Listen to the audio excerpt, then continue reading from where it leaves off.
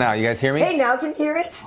Does this work now? That's hilarious. Hey. We're on. Are we on now? How we doing? So anyway, it's so weird because I had just given away my passwords to all of my online things, and that's so funny because I thought it would be fun to sort of let you guys know. Oh, that's too bad that we didn't have any volume working there. Oh, now you're saying saying I had lipstick on my teeth. It's a hot mess. We're a mess today. Welcome to them, mate. This is what happens. It drizzles in LA all of a sudden. We don't turn on our mics. Karen's got lipstick all over it. We're falling apart. Freaking mess. What I was doing was gloating about the Patriots, but I was even saying how it wasn't even a great game. It was a snooze fest, man. It wasn't a fun game. I thought it was cool that Connor attended the event. They showed a little bit of that. What did you think about the halftime? You were feeling you some Adam Levine? Yes? No? Yes? No? What do you think? You were feeling it. Here's the thing. I don't. You worked out all year for that crap. Concept, Maroon 5 is like not really one of my favorites. Okay. But I'll admit to liking a couple of their songs. A little like alternative pop. Yeah, there's a few songs of theirs that I actually do like. I don't think Adam Levine is sexy. We're talking about the former sexiest man. No, but he wasn't the former sexiest. It just means he had a good PR person that won the People magazine sexiest. When they picked Idris Elba, they got it right. Karyn Bryant. They got it right with Idris Elba. But, As a heterosexual MMA fighter, I'm going to tell you, Adam Levine. You think he's fine? He had it going on. Is that your type? Is that your type? He's California across the belly. That's my type, baby. Then you like Cub Swanson with his palm trees and stuff. And then next time we're doing UFC now, I'm going to watch for the magic between you and Cubby. I was watching my wife's reaction, and she was like, Adam kept taking off layers, layers. He had the gold chains, the tattoos. I was like, man, look, he's been pumping iron all year long for this moment. I liked his jump. And he's grabbing the moment by the balls, I liked the jumper he was wearing. Do you think he did that though because he just couldn't really sing? Oh man, he wasn't hitting high. I'm gonna have to defend my guy Adam. Like a great karaoke. I don't. Yeah. It was. He missed a couple of notes. I can't lie, but it was that's what happens at halftime shows because you're singing 5 songs in a row and there's a lot of stuff going. It was. I'm not saying it was the best. I'm just saying Adam took his moment to shine, and he acquired a lot of fans. A lot of women, a lot of female, and a lot of gay guys were saying, you know what? Let me look up Adam again and give him a little follow right there. I think he did good for his brand. It was all right. I actually really liked his little jump, like the jacket he was wearing and stuff like. Like I was fine if he kept it on. It wasn't it was stylish. Yeah, it was cool. They were just like. It was fine. It was fine. Saying that he's definitely going to test her the picograms. The pico. Oh yeah. I agree. Adam was on a little sauce. Swole. But you know what? Swole. Yeah. You can be on sauce when you're an artist, when you're a performer, whenever. You can do anything if you're not fighting or playing a professional sport. Yeah. You could be on the picogram, so it's all good. Adam was on the picograms. How do you think 300 and all those guys get yoked up for the movie? If I was a movie star, I'd be getting yoked up all the time. I hear you. No, I hear you. And so it was fine. I mean, I thought he looked good. That's all I'm trying to say. Yeah, it's fine. I didn't. I was trying to bring you onto the Adam Levine train. Yes, and I didn't dislike it. Like I'm not gonna just hate on it just for the sake of hating on it. No. It was like it's fine. Like it was fine. But who would Tom Brady or Adam Levine? Who would you? I mean, you go with the winner, the guy with the 6 rings. Like, I mean, is that really a question? Like, but who's got more money? I like athletes. I like that lifestyle. I mean, I like rock and roll too. I like rock and roll too. But one of those 6 rings would look pretty damn good on my fingers. I think he's got a couple to spare now. I mean, he's collecting a lot of rings and collecting a lot of paychecks. It doesn't look like he's going anywhere. Tom Brady. For a while, possibly. I mean, I don't know. I found it funny. Did you guys watch the end of the Super Bowl and the poor little reporter girl in white? Oh, she got squished. She was bad. like, oh my God. She had security with her. She was just getting knocked around like a ping pong ball. And she was like, I got him right here. Bam! She was getting. I know. But it was the emotions of the win. Tom Brady was still trying to, congratulate and talk to everyone, and he's trying to get these emotions out before the interview. Obviously, the network wanted the interview right away, but it was funny trying to watch that happen. But all in all, I like to watch history. That was history. It was just a boring part of history. It was like a slow ground and pound type fight. They ended up in a slow submission. It wasn't the barn burner that we wanted, but it was history. Tom Brady did his thing. Patriots, the Rams did not show up. No. I hate to say it. I went for the Rams. because that's my second home. Saints are my team. I'm not one of these bitter Saints fans. There's a bunch of bitter Saints fans. Yeah, there are. But man, if the Saints would have been in that game, it's hard not to think that it wouldn't have been a much more exciting game with Drew Brees. And Drew Brees versus Brady would have been amazing. You know what I mean? Would have been amazing. I think that would have been the better game. But it is what it is. It is. Yeah, some I good get commercials. I agree. I agree with you on that. I did love the John Malkovich lead-in. With the Peyton Manning and John Malkovich, it was during like sort of the pregame thing. Yeah. It was very funny, very well done. I mean, remember when John Malkovich did the lead into Conor and Khabib too, and it was amazing. So Malkovich is the guy, and they did this funny thing at the Coliseum in Rome. That I thought was really cool. Man, I missed it. And yeah, you know, like I get it. You know, a lot of people. I am a big Patriots fan. That's my team all my life. There's a lot of things now where people get into the politics of the team. I don't talk about the politics of the football team. You know what I mean? And like the owners and stuff like that. That's just the team I grew up with. That's my football team. It does kind of take the fun away. If we have to start criticizing you know what I mean? I don't know.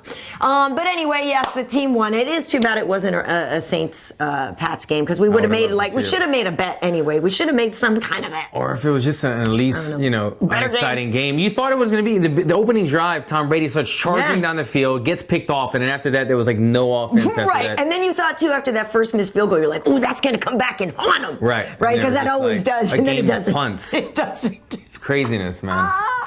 Yeah. Anyway, so the night before, obviously we had UFC Fortaleza down in Brazil, and Marlon Moraes got revenge in the main event. Did you think he was going to win that fight? I don't know if I don't think we did picks. Did we do picks on this one? I don't know. I can't quite remember. I think we might have though thought that he was. I mean, Marlon has been on a tear. He's been on a tear. Yeah. Both guys are dangerous. The thing about his opponent was always that. Why am I blanking on his name? Raphael Assuncao, because he doesn't fight often. Assuncao, yeah, that's why I'm blanking on his name, because he only fights sporadically, and so that was the thing. He's such a tough guy. We've alluded to this before, that he's such a tough guy, but it was hurting him in the standings and just people knowing his name, like myself, because he doesn't fight very often. Moraes, on the other hand, was on a tear, so you can kind of lean towards Moraes having the momentum and everything, but man, he capitalized on it, putting him away, finishing him like that. What was it? The overhands that started it off? Yeah, and then he got a guillotine, which I didn't really expect. Was that what it was? Yeah, he submitted him, which was it's kind of surprising because I figured it would be like Moraes by knockout or by decision or something like that. So the fact that he got it by a submission win was he must have had him on wobbly street to get in there and. Yeah, and I have to be honest. At this point we were watching this one on the phone because we had to go pick our daughter up at a party. So I did a lot of that. And that's another thing. Yeah, we want to kind of ask you guys about is how you are consuming and ingesting the shows because it got a little more difficult on ESPN. Yeah, so we had the app on the Fire Stick, so we were watching on TV at home, but then kind of took it with us. In the past, we would have had to do the Dish Anywhere thing, and so this time, that part is easy. So we took it, and we had the main event on in the car. I'm happy for Moraes. I think this is a guy. They fought the first time. That was his first fight in the UFC. It was first decision UFC debut. Yeah, so for him to be able to get that back and cement his place in the division, I think is really good. Now, I didn't actually get to see the post-fight interview. But I know that he was talking about TJ, and he's saying TJ, has been going down and chasing smaller people, and based on TJ's last performance, he's like, I can beat him. Yeah. I think he said something like, you went and the way you fought the little guy, like he called somebody else the little guy. God. Yeah, and Cejudo's in the audience, by the way. Meanwhile, he's in the audience. They call him little guy, and he's like, I don't think you deserve the right to fight me. Like he was saying, TJ doesn't even deserve to fight him. So it was, if you loved it, hated, awkward or not, it was great TV. It was great hype. It was great for building because we need this. We need guys like that to come and talk a little trash, get some hype going, and then now we can build this matchup after this. Why am I forgetting his name again? Assuncao. Sorry, Assuncao. I love you as a fighter. I don't see you as enough. If Assuncao would have won and possibly not said much, it would have been hard to build that fight. So I think Moraes is on the right track, starting the hype train, starting a little trash talk, not being too disrespectful, but being very confident, and it gets things to a good matchup in the future. Well, yeah, and people had high expectations for him anyway coming in out of the other league. So I feel like it's cool. I'm cool if he gets a shot. I mean, when we start talking about who's up there, I think he was number 6 going into this, and Assuncao was up there very high. So I'm okay with Moraes getting a title shot. Without knowing the rankings right in front of me on paper, I'm 100% fine. Well, you figure, Cody would have dropped down some, right? But Cody is just about to fight. Cody's going to fight Pedro Munoz. Exactly. So Pedro's my boy. I would love to see Pedro get a shot, but I think after this performance that I think it's going to be Moraes. Yeah, I think he's the guy next in line. I think so too. But that was a good fight for him. But honestly, for me, and legit for Wade, like he didn't. And this is no disrespect, but after the Jose Aldo fight, Wade was like turned off the TV. I'm like, whoa. I was like, what are you doing? Wasn't the main event? Yeah, exactly. And it was my main event too. If I'm being honest, like that was definitely my main event too. And once to see Demian Maia get a win, we'll start it off, but like to see like Oliveira and then Maia, and then I was like, okay, so building up to Jose. But anybody who's watched anything I've ever done, I'm a huge Jose Aldo fan. So I was nervous. The Brazilians all got wins. They did very well. There was a lot of Brazil versus Brazil. So in like the main event, in that case, it was going to be same with the co-main. It was two Brazilians. But I thought Josie looked great. The first round, they were definitely feeling each other out and trying to get the timing down, so there really wasn't much. But that second round, he came out like a bat out of hell. It's like, oh my God. And it makes sense that they only wanted the 3-round fight. You understand how many wars that man has been in. Comes out second round on fire. TKO. I loved it. I thought it was such a great performance. He not only doesn't want the wars anymore at this age, he's already hinted on retirement in the near future. Exactly. So not only the wars, but he knows his style of fighting now, that he comes out strong and he can start to fade. He can start to fade in those 4th and 5th. So why not keep it in the first 3 where he has a higher percentage of finishing the fight as he did? And you know what I like? The new wrinkle in Jose Aldo's game, the body shots. He may have implemented them before, but we were so obsessed with the leg kicks and the flying knees and the clinches and everything that he had going on that now he really looks to lay in those body shots and it sets up other stuff. We saw it in his victory over Little Heathen. And we saw it again in this fight, really digging to the body, staying consistent with it, and it paid off again. I love it. And but every time Jose takes one, I'm like, oh no. You know what I mean? Because you do wonder. The chin diminishes. He's been in so many wars. But he can still take it and just gave it out so good. And I said this, before, but Moicano is definitely the future. I mean, this guy is so good and he has such a great future ahead of him. But it's still Jose's time. You can't write him off just yet. And for those noobs who came in after and thought Jose was washed up because he lost to Conor and because he lost to Max, this is the man that everybody, you saw the guy now who we've all been raving about for all these years. Jose now has the most wins in featherweight history in between UFC and WEC. It's like he's the man. Moicano's only other loss was to Bryant Ortega. Is that right? In the third round. In the third round, which fight, Bryant had to come back and throw it on him like he normally does. But this is the first time we've really seen this young up-and-comer, well, I say up-and-comer, but this young guy, this young fighter, Moicano, get pushed back like that by Jose Aldo, by the veteran. So it just shows you the high level that Jose Aldo is at. Moicano, he is the future of the division, I believe, or he's somewhere in the top 2 or 3 for a long time in the division. But Jose Aldo is just not ready to give it up yet. I'll be interested to see moving forward where this goes. We saw after the fight, Brian T. City was like, let the negotiations begin. He feels strongly that is a good possible matchup. I mean, really, Brian lost the title fight, so he's number 1 or 2. Jose Aldo's right there. They haven't fought each other yet. Tough matchup for both guys, being that we like both guys. I was just going to say, my heart. I don't want to see that. I mean, I want to see it. I don't want to see it. Our boy Cubby Swanson had also put out like, hey, Jose, save that last fight for me, because he wants a chance to avenge that loss from you. He could have 2 more fights left in him. He could fight Brian Ortega, depending on how that fight plays out, then possibly, grant Cub his wishes and end it. But I think or go for the title shot if Jose wins. I mean, that's the whole thing, is to try to get that one more title shot. One more. But he's already lost twice to Maxi. Well, and that's the whole thing, right? Doesn't it make And will Maxi even still be at that weight class come the end of the year? I don't know. But it's an exciting part to the division. Some exciting matchups. But I think Jose did say that, does he want to end his career in Brazil? Yeah, well, because there's a Curitiba card coming up, which I know he wants to fight on that one. Right. And then, there'd be one after that. So, I mean, it's amazing when you see him in the audience after, like, you got to let Jose fight in Brazil. So whatever fight is going to be his last, it's got to be in Brazil. It's amazing seeing the people respond to their champion in such a way. And I got to say, like, Conor, he's hit or miss sometimes. Sometimes he says stuff. He's he knows how to play the game. Right. But I feel like whenever there's a fight or an emotion that gets Conor to speak somewhat genuinely, it's because it was a true fight. Yeah. When you saw Cowboy after the Cowboy fight. The Cowboy fight when he spoke up. The Poirier fight when he was like, congrats. And you saw that again with Aldo getting into the crowd. Connor spoke up on it, saying like the emotions. He recognizes real. Real naked recognizes real. Yeah. And when you see the raw emotions of Aldo that he's always given us throughout his whole career, the reception that he gets from fighting him, the chills that you get fighting in an arena like that where everybody is just 100% in, he recognizes that as well. And so it was a great thing. It was a great thing to get to witness. Co-main event or main event, it was the same for me. It was kind of like the fight that I was there to watch. Yeah, I was screaming. Yeah, great fight. That's the one thing about, when I'm working on the job, we're supposed to be more neutral and, we still like who we like. And, but when you're at home, you're just kicking them back. You're letting it rip. And you're jumping up and down screaming, Jose, Jose. I just do. I just think he's awesome. And like I said, before him, Demian Maia got back on the winning track. And, that's really tough for them. He admitted it after, it sucks. You can say, hey, but buck up, you only lost to the best in the division. It's like, I know, but it still sucks because it still lost to those people. I'm still coming in here with these losses in a row. And that is hard to shake off. He said something like he'd never lost even 2 in a row, or he'd only lost Demian Maia. So he was coming in off of 3 in a row, and he had lost.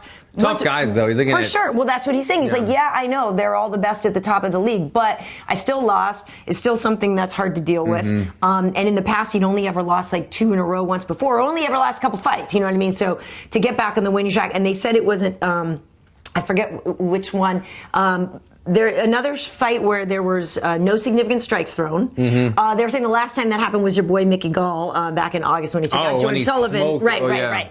But so this was another fight where there was no significant strikes thrown, and Demian, was able to submit Lyman really fast with that. We took the back. Yeah, he had to work for it though. Lyman did a pretty good job about defending, but the thing that Mickey Gall, that Demian Maia does so well, he gets on the back and he doesn't always need. He kept trying to do the traditional rear naked choke, and then Lyman Good was doing this. He was bringing the hand down. And so instead of hiding it, he kind of just went for the crank. He got it right here, and he started just pulling the elbow back like this, and he just cranks your neck, and it just makes it so hard to breathe. There's pressure on your Adam's apple, and I believe that was the finishing move right there. Because a couple times it looked like Lyman helped him out and put his chin up. Yeah, there was a battle, the whole chin battle and everything happening right there. But he was surviving for a while. He kept looking for that one hand, and finally he just said, no, I'm not having this anymore, and he kind of went elbow up on it. A little bit how Diaz submitted McGregor. He kind of pulled the elbow rather than going for the inside squeeze. He kind of pulled it. But nonetheless, he's got a million ways to finish you when he gets your back, and he shows that he will get it. I think he climbed the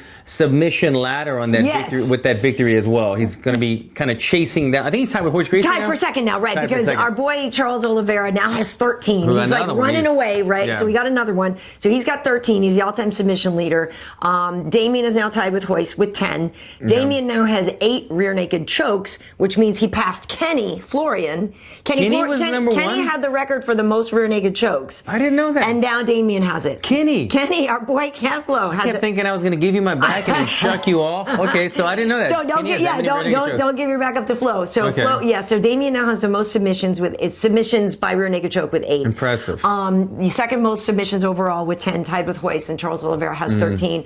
Demian is now tied for second place with most wins in the UFC because Cowboy Cerrone has 22, and then tied for second with 20 are George St. Pierre, Michael Bisping, and Demian Maia all have 20 wins now. I mean, it's awesome. I'm so happy for him. And he might be the oldest of the 3 in that bunch you just named, I think. Yeah, I think he's a little older than Mike, maybe. Yeah, Mike's 38, 39, and I think he's like 40. Yeah, he's 41, I think. 41. Demian is 41, so yeah. Bisbing, everybody's beating your record. No, I know, and that's the other thing is the other 3 are active, and so Mike's over there stewing about it.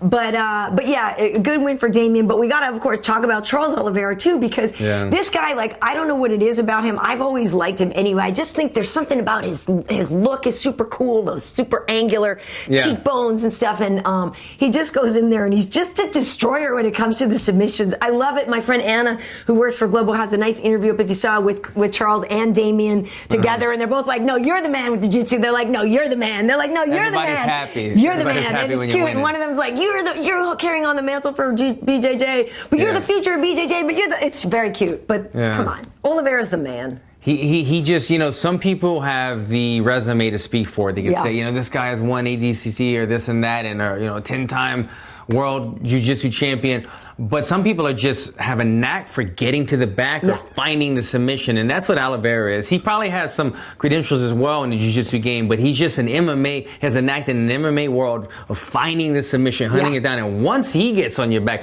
his build as well, his build is lanky. It's very Tony Ferguson to me. Tony is. Ferguson, very lanky, long arms, skinny arms. So once he slides into a Darce or an Anaconda type position, it's very tough to defend because you can't just find the hand on top of your head because the arms are so long. It's hidden. So he's just got the build for it, and he's got the mind to get it done. He's impressive every time we watch him. And that was his second Anaconda submission. The only other fighter with 2 Anacondas is Phil Davis, actually. Phil Davis, Phil if you Davis, can believe it. Yeah. The only other fighter with 2 Anacondas in the UFC, I guess. Yeah, we get these stats. That's an interesting stat because I feel like the Darce is probably a little bit higher, but the Darce and Anaconda, all the difference is like one's from this way, the other one's from this way. But those are high percentage. Right. And I would have always thought Tony Ferguson because he's Mr. Darce. Yes. But, and you, like you said, if those are close. But anyway, Phil Davis, I guess, is the only other one with 2 Anaconda victories. So Charles Oliveira just climbing the ranks. So again, this is I think he's his 4th win at lightweight recently, but he still keeps saying he wants to try featherweight again. Because, he kind of went, but I don't know why. But he said he wanted to go down and feel how he feels at featherweight again and then make the decision. But it's like, dude, you're crushing it at 55 right now. Yeah. It's obviously easier on your body. Unless he knows something that we don't know, that, he could go down there and beat Max or Jose or Bryant. I don't know what he's thinking. But he looks pretty darn good at where he is. You've found a rhythm. He's found a recipe for success. Yeah. He looks strong in there. He looks good. He doesn't look all depleted like he did when he was cutting down to featherweight. I would say stay where you're at, keep winning, keep making money. Maybe, like you said, he thinks that once he gets to the top of the mountain at 55, it gets a little too tough for him. But maybe the top of the mountain at 45 is a little bit more leeway. I say stay there though if it was me. It's cool. So are you on the Johnny Walker train? Are you? Man, okay. I was on the train, but he fought 2 fights ago. He fought my buddy Khalil. Oh yeah. And knocked him out with elbows. Really so I didn't want to boast about the guy because I know my buddy was going through a tough loss. So moving forward onto this next fight, this guy is insane. You talk about coming to the arena with energy, and it kind of reminds me of Cowboy Oliveira, how he dances to the ring. Yeah. Johnny Walker comes out, he's so funny, man. He's making these funny looks, and he fights so.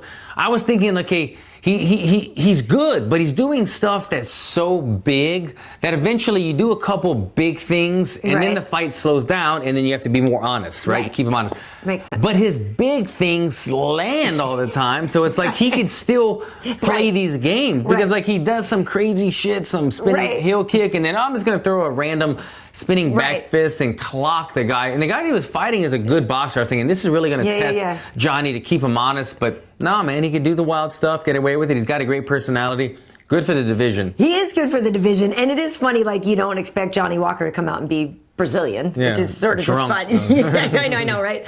I find him to be likable too. Like you said, he totally blasted Khalil, which sucked. Yeah. And so it is hard to watch, your friends go down like that. But at the same time, you're like, well, it's damn impressive. You know what I mean? And so for him to finish somebody off again quickly, and I like he's got the Karolina Kowalkiewicz lean back against the fence. Yes, and you totally see how tall he was? Yeah. Where's it? Was that the baby fence or what was happening on the octagon? It was the baby one. Maybe they knew it little so Jose could jump over because they know Jose likes to go in the crowd. Maybe they were like, let's get the don't put the super tall one up there. So on that, you're talking about Jose going in the crowd. I forgot who it was. One of the maybe the head of security for the Joe UFC. Williams. It was one of those guys. But he tweeted, he said, what we did is we knew Jose, if he won, was going to erupt, right? So they had 2 guards placed by his wife because they thought if he was going to go out and rush and grab his family, they were there to say, no, back into the cage. And he said he went and he caught wind of him and he saw him and then he took a B route this way and he made off and he said they were all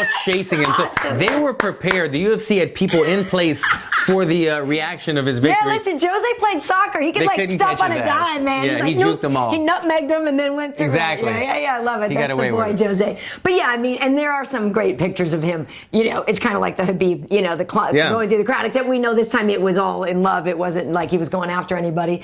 But Johnny Walker, is cool, man. I like him. It's going to be fun to watch him grow. Like you said, the division definitely needs him. I'm not sure who to put him up against next because, I mean, you may as well give him somebody good. If it not that wasn't, these other guys aren't good, but I'm saying, like, at this point now, like, yeah. You saw how fast, what's his name, Smith rose? The contender. Yeah, Anthony Lionheart. Anthony Lionheart Smith. Came in the division, had some big wins real fast, and now he's taking a title shot. Johnny Walker could be in the same boat really soon. If Smith wasn't already lined up to fight John Jones, I would like to see that. Two kind of new guys in the division. Smith has been fighting for a long time, but he's kind of somewhat new to the UFC. Right. I would like to see two guys that go at it, but he's already lined up. Yeah, man, Johnny Walker, keep your eye out for this guy. The way that he came in with the energy, the way that he spoke on the mic, he's so charismatic. Every highlight reel finish that he has, the UFC should jump on board with this right away. Yeah, I mean, he is making his impact. You know, Anthony's a good comeback story because he was in the UFC actually a long time ago, got cut, and then won like 8 fights outside of the organization. And the LFA and all these others. Exactly. And once he came back, he's been on a mission and is really making a name for himself. And I totally agree that Johnny Walker has this great opportunity right now. That division is the most open. That and heavyweight are the most open. The guy's got charisma. He can dance. Pretty sweet worm. And everything. Oh, man. He was really good killing it. Who's his chiropractor? No, man, but he was like, he's likable, man. I think I like him. I like him. The question I have for you is Justin Ledet, you know, who he was fighting, I guess is a flat earther. People were saying that he's a flat earther. And so, well, no wonder he got knocked some people were like, they were just making fun of him getting knocked out and like making jokes about gravity and flat earth and all this stuff. Like I guess I didn't realize he was a flat earther going in before this, but apparently he is. That's a little crazy. I mean, obviously my good friend Eddie Bravo is a flat earther. Dude, but that's a joke, right? It's not real, right? He doesn't really believe it's flat, does he? Like, I really wish I had an answer to that question. Eddie, I like him. Listen, when I first met Eddie Bravo 15 years ago, I walked into a conspiracy theory conversation, and that's how I met Eddie. He was talking about some conspiracy theory, and he's always been, some people they just love that. They love to talk about it, and he's into it. So I really don't know. I truly do believe he does believe it, but it's not good to project that. Where's the edge of the earth then? Where's the edge of it? I so think he's out of his mind. Totally don't understand. And I love when Joe Rogan, his friend, scolds him. He's like, Eddie, you don't realize how much impact your words have on society, on the rest of the world, and you're projecting this nonsense. It is. You're making people believe it, and then they're coming up with their stupid little YouTube videos. There's actually a video that just came out. It's not real. Come on. YouTube is banning all this stuff too. It's a video they filmed for 24 hours at the North Pole. Where it stays you think? 24 hours a day. Yeah. And it shows the sun just orbit in a circle. Right. And everyone knows that the rest of the Earth was getting night and day. Right. Yeah. Where here it was getting only daylight. Right. So it debunks the Earth's round. Well, you're no kidding. Yeah, well, the flat earthers will have a debunk for that debunker, trust me. They've always got some type of argument, but I don't understand. I ain't here for the flat earth stuff. But it's kooky, and I did not know. My man, what's his name that lost to Johnny Justin Walker? Ledet. Justin Ledet. Man, he's got good hands. Kind of a mean mullet or something going on. Yeah, what was I wasn't. He's got an interesting haircut. He's always had that kind of haircut as far as I remember. It's like a curly mullet, which I mean. It's almost like a The Weeknd at some like the Weeknd meets MMA. Did you clean it? But he's a good fighter. I mean, he's got. He's got good hands. I thought he was gonna touch up Johnny Walker, but Johnny Walker came in and did his ninja shit and got away with it. So we've got a lot of questions. Starboy in my head. About the soccer kick. Bring it. That soccer kick. He is so lucky that didn't land. But okay, so you know, you guys might have different opinions from what I was seeing or from what I was thinking as a fighter, because I always think I'm gonna kick the crap out of somebody if they're ground. As long as you hit the body or the chest, you're fine. Right. I thought he was aiming for the chest or the body, so it just kind of looked from the angle like it went by his face and was going for the body. So I didn't really have anything against it. Bisbing kind of was saying, oh my God, that's illegal, or it should have been illegal, because I think Bisbing thought that either A, it landed, or B, that he was going for the face. I thought the whole time he was just going for the chest. Obviously, it was lost in translation when I think Bisbing tried to interview him about it. But what did you think about it? So I thought he's very lucky it didn't land, because it did look like he was going for a soccer kick. Like I did think, you know, it's in Brazil like the old days. You know what I mean? You start to picture like Shogun in there, you know, kicking. And he's a wild kind of guy. Right. But so I thought, oh no, like he's caught up in the moment, and And I did actually think he was sort of going for the head, but luckily it missed. You know what I mean? Because that would have been terrible if it had landed. And that was a whole thing, is like, if in these exchanges where you go for something like that, I hate to sound like I'm the one defending Greg Hardy, but you go back a couple weeks to Greg Hardy making that mistake with the knee, and you can see like that, and that's an argument that people have had. They're like, look, Eddie Alvarez threw something illegal, like it happens. So to see him do it again, who again is a fighter on the rise and this and that, throwing something that was a real close call of almost illegality, it does just again, I think, illustrate the point of when you're caught in the moment, sometimes your fighting instinct takes over. 100%. Like I said, I told you before, the one time that I've been a point deducted was for an illegal knee, and it wasn't like a flush intentional thing, but it was just like, I knocked the guy down, I'm beating him up, he's on his way up, I need him. Oh crap, he had a knee down and didn't know. But I think he was just going for like somewhere on the chest type target. Kind of like, remember when Anderson said... I was just going to say, Anderson... No. But I got to be honest, when Anderson threw that knee on Chael and it landed in like his neck, I think Anderson threw this knee thinking, I don't care what happens. I don't care, because Chael needs to shut up anyway. If it lands, it lands. If he dies, he dies. He threw it. It happened. It just slightly missed the chin. Thankfully, that fight didn't get ended that way. But there was such beef going into it. He was kind of like wanting to make a point. Oh, I'm going to, beat you up, whatever, for a win. But again, I don't think it was because I've done that. I've knocked people out in the LFA, and I just started kicking them in the chest when they were on the ground. And so I would still do that. I think that's what he was trying to do, but it was close. Luckily, it didn't change the ending of the fight. Yes, because that would have sucked for him to get disqualified and for that awesome win to not count. I wonder if he got bonuses. So bonuses went to Jose and Marlon, and I think he did. I think Johnny Walker did get one, and then also there was one more. There was one more performance bonus. Nice. Yeah. So. I mean, maybe overall, to Oliveira. Yes, Charles Oliveira did get one. Good call. Yeah. So I do have a question, though. Where we're here live with the fans, and we'll talk a little bit about 234 coming up. But I am curious for people, like, what your experience is watching the shows now, right? Because I was just talking about how, yes, I took the main event with me, and the portability of that is different. We were lucky, even though it was stormy here in LA, our feed was good on the stream. But I know some people have issues with the ESPN stream. And I will say, having done the stuff on TV before, like, I do feel like the not having the pregame and the this and the that is taking away from, like, the hype a little bit. I agree. It's a little bit. I'm not loving it. I think we have work to do. When I say we, the UFC and ESPN working together, collaborating, figuring out what works.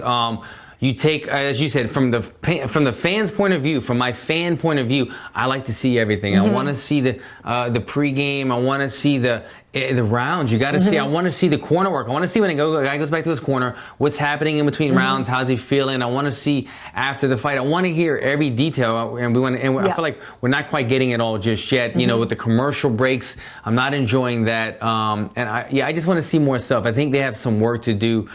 Figuring out the rhythm of this. Yeah, you figure it's the second show, and there's, obviously going to be a learning curve. And people have asked me, like, hey, KB, is there a UFC Tonight type show? There isn't one yet. I want to do one. Like, I'm so, like, here you go. Come for this. But I keep telling people and just keep tweeting to, like, at ESPN, like, you want that kind of show. Let them know a couple of the names that you would enjoy on the show. Because it is, I feel like I'm just trying to be patient, and I understand that there's a lot that needs to be ramped up. But at the same time, I feel like a lot of fans are not quite, like, excited yet about what they're getting. We're searching. I feel like when I watch Bellator, I said this before to Karyn, like, I was like, I feel like it's fun to watch the show, but as soon as it's over, it's like it's over. Like, whatever happened, because it's not really a system that they have in Bellator where, like, here's the post-fight press conference, and here's the next matchup that absolutely makes sense, because it's just kind of, Bellator is kind of all over the place. And I get that feeling again with the UFC, because we don't have everything, the post-fight show that we normally have, and we go over details, and then on Wednesday we knew UFC Tonight was going to come, and this is the repercussions from everything that happened, and these are the new standings. We don't have that, so now we're kind of searching the internet, looking for apps, getting used to familiar with the ESPN app, and we're not used to it yet. And so, again, with change comes a learning curve. We're in that learning curve, but also I think ESPN and UFC is in a learning curve where they're trying to figure out the right pattern as well. I think so. Do we have any questions here before we get on to Anderson Adesanya and Kelvin and? There's people are always asking Alan. How you feeling when you fight? Who do you want to fight? When do you think you're going to fight? And Hey. Hey. I've been kind of telling y'all some smoke and mirrors for a while because I've been injured. But I've been talking to Sean Shelby, and I've been beating people up at the gym. Uh-oh. We got stuff coming soon. I've been talking about a date with them already. We've discussed a couple of names. I can't really say anything yet. Just fans because, want top 5. Yeah, nice. Not top 5, but I've been in talks about potential top 15. Nice. I'll give you guys this. Possibly, what was the date? Possibly March 30th in Philly, which is the card I want to be on. I'm working that card. That's the one I want to be on, because this is the thing. I just got back into training. I just been doing my 2-a-days, killing it, feeling healthy, feeling good. So I got in touch with them. I said, look, I'm ready to go. This is the thing. I need to fight between March, early April, because that gives me enough time for a camp, and then I'm shooting a movie in May. So I need a little bit of time, for makeup. I need a little bit of time after my fight to heal up, because I'm always eyes closed, broken fingers. So I want to fight no later than early April, and so that was the timeline we gave them. There's pretty much 2 cards at the end of March, one April 12th or something, and I said, look, if you could put me in any of these cards, let's make it happen. So the conversation is open right now with me and my manager at the UFC, and we're kind of just waiting to hear something today. I'm going to Philly. I'm working that card. I would love, because I just want to go run up the thing. I know the Rocky stairs. I want to do everything that I grew up watching. I want to run down this. Hopefully, people start following me down the streets like they did Rocky, and wait up, Alan. Maybe they won't, but I'm going to do it anyway. I'd like to test Alan's poker face and just throw out some names. Okay. Oh, no. Alex Oliveira, number 15. He could be a good matchup. Jeff Neal, number 14. Never heard of him. Hands of Steel. Who is it? Jeff Neal just fought 2 weeks ago. Hands of Steel. He's Black good. dude? Yeah. Oh, yeah, he's good. He's good. He can be a good matchup. It's a good matchup. Eliseo Zaleski He's dos 14 Santos. now. Yeah, Eliseo Zaleski dos Santos. Oh my God! See, just what we talked about. I haven't seen the rankings. I don't even know. He's fun. Eliseo Zaleski dos Santos is fun. He's entertaining. Zaleski dos Santos. Number 13. Who is he? Then there's Gunnar. Is he the spinning back heel kick guy? Yes, he's the Brazilian guy that's famous. The capoeira guy? Yeah. No. Yes. That shit don't work. No, I'm joking. Okay, yeah, he could be fun. He's a striker. Gunnar Nelson, number 12. You could have a Fought rematch. him. Yeah, rematch. Magny. Number 11, Neil Magny. Masvidal's taken. He's got to fight with Till. And then Leon Edwards, Demian Maia. Okay, you can fight Demian. I ain't saying that. I have his manager right here on WhatsApp. I could ask Eduardo right now if you guys would like to fight. Don't fight Demian freaking Maia, please. Don't fight Demian Maia. No, God, no. Do not fight him. And off of me. I know. But that would just hurt. That would just make me very sad. So don't do that. Gross. No. Okay. Yeah. So, no. Oh, so we'll figure I'm waiting to hear back. I threw them some names. They threw me some names, kind of thing, and we're just kind of. They were off to Brazil, so we didn't get to finish our conversation. But they did say that they would be open for March 30th, which makes me very happy because that date works for my time. And I'm going to be so tan. So we're going on vacation. I'm going to be very tan for that card too. I'll be feeling good. I'll be rested. Well, you'll be the only tan one in Philly at the time. I know. That would be really great if you could get on that card. Yeah. All right. So this weekend in Melbourne, Anderson Silva will face Israel Adesanya, and also, of course, Kelvin Gastelum looking to take Robert Whittaker's title. It's funny because I don't love making picks, and these are 4 fighters I like very, very much, and I also think they are going to be evenly matched fights. I find it hard to bet against Robert Whittaker. There's a lot of similarities. Yeah, there are, but I find it hard to bet against Robert Whittaker. I feel like if you can beat Yoel Romero, if you can beat, I feel like we have similar picks. You have to make a pick, Karyn Bryant. But see, give me 2 names, Karyn. Just give me 2 names. Main and co-main. No. I'll give you mine. Would that make it easier if I go first? I think it might be Ann Still. And as much as Robert Whittaker. Everybody knows how much I love him. I don't know. Listen, if Kelvin were to knock him out, I can't say I would be surprised, because Kelvin has sneaky power, and he gets in there and he's fast and he's tough as and he always proves me wrong. And he's hella tough. Yeah. But with Robert Whittaker, I'm if you can beat Yoel Romero twice, I'm kind of how. Do you know what I mean? I don't know. And let me think real quick. I got to bet think against about Robert this. Whittaker. So, I find it hard to bet against him. Kelvin Gastelum's only loss as of recently was to Chris Weidman. Yeah. Did Whittaker and Weidman fight yet? They haven't fought yet. Okay, I'm just curious how that would have went. No, but I mean, it's just. you're going to Melbourne to beat an Australian-based champion who has been winning, who's tough as nails. And he's been winning with like torn ACLs. Yeah, that's what I'm saying. Shit. Like, Robert is... It's crazy how good Robert got. Really good and really, really, really Here we tough. go. Like, Robert Whittaker defends his title, and I hate to say it, but Israel Adesanya, who I'm a big fan of, but he gets rid of one of my favorite all-time You think he takes fighters. Anderson out, huh? Yeah. Just because he's going to be like a younger, faster version? Yeah. I think Anderson might still have something left, though. As long as, I've said this before, as long as it doesn't become a respectful touch of hand show. You know, if they do a nifty move and like, oh yeah, that's pretty cool. Oh, here's mine. Then I don't know how the fight. Then that would work in Anderson's favor. But if Israel goes in there and says, I'm here to prove a point. I've got respect for him, but I'm here to take him out and slay the master. I believe he will do so. I think he's just going to be too fast. And you look at the comparisons. Look what Israel did to the wrestler, and then look at Anderson. What's his name? The Israel's last fight. Oh, I see. Corey Anderson. Corey Anderson. Yeah. Look at what he did to Corey Anderson, and look at where Corey Anderson and Anderson Silva had a back and forth, which I think Corey Anderson won. They gave the nod to Anderson Silva. I don't do MMA math, but it just shows how they handled an even caliber opponent. There's every reason to think Israel will win. There's every reason to think that. It's tough. It's just you just never know. If it becomes a boxing match, Anderson has a chance. Anderson is a fantastic boxer, and he's got all these little tricks. Yeah, and he's a big guy. He's a big guy. But if it becomes all out, I'm putting you to sleep. Israel can do it. I honestly, I really actually don't even care. Like, I'm just so excited for both of those. So I like both of those fights a lot.